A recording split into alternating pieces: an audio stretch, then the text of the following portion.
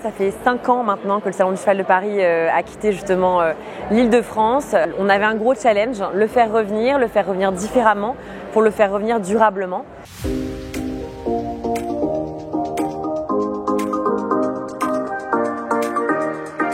On a retravaillé complètement le format, à savoir un format 3 jours avec sans CSI pour la première année. On a eu beaucoup de chance parce que les exposants nous ont tout de suite fait confiance. Donc c'est vrai que là on a déjà un très beau salon avec 140 exposants sur tous les univers qu'on connaît, équipementier, transport, aménagement, santé, bien-être. La Nuit du Cheval a été sold out en l'espace de quelques semaines, c'était fulgurant depuis septembre.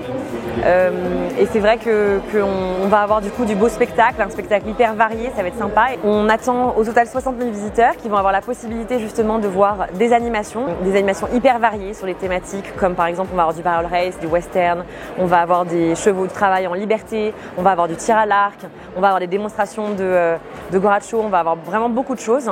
On va avoir aussi des thématiques plutôt autour de la santé et du bien-être avec notamment une clinique équine éphémère qu'on a construite avec la clinique des Brosses.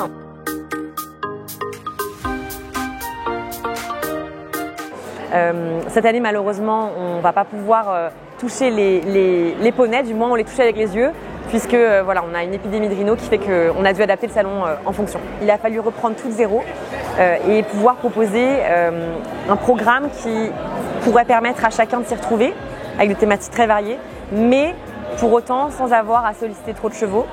On a fait venir concrètement 4 groupes de chevaux de provenance différentes qu'on a isolés. On leur a tous demandé un protocole sanitaire très clair qui a été en fait validé par les instances fédérales, le RESP inclus, et bien sûr les instances plus institutionnelles.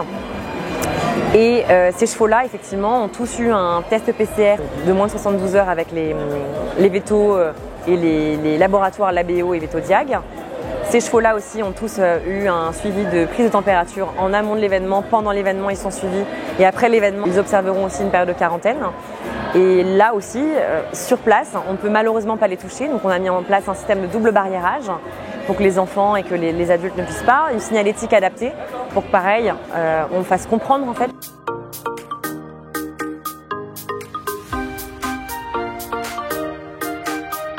Pour l'année prochaine, là, je pense qu'on a passé déjà une première marche qui est importante, on a fait revenir le salon.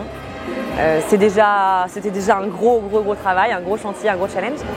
Maintenant, on a une autre marche à franchir, celle de la réorganisation d'un CSI. Donc l'an prochain, on aura un 3 et une étoile.